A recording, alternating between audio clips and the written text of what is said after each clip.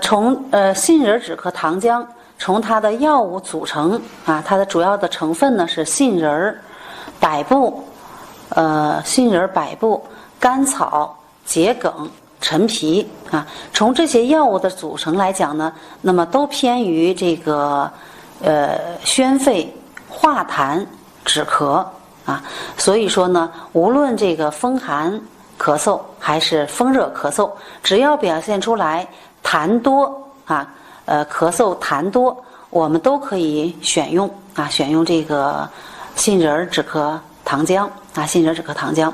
但是在应用的时候呢，我们还要注意几个事项啊，注意几个事项。如果是风寒咳嗽啊，风寒症呢表现比较突出的时候，那么我们要在止咳啊，就是杏仁止咳糖浆的基础上，我们要加一些疏风散寒、宣肺止咳的啊，比如说荆芥、防风、紫圆、杏仁儿啊，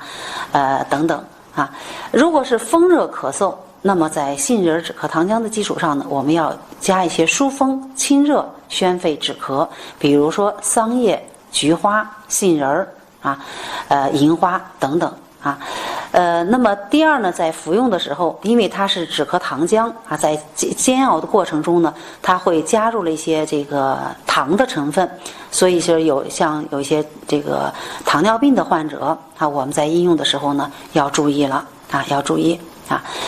第三个呢，要注意什么呢？就是在服药期间要禁食辛辣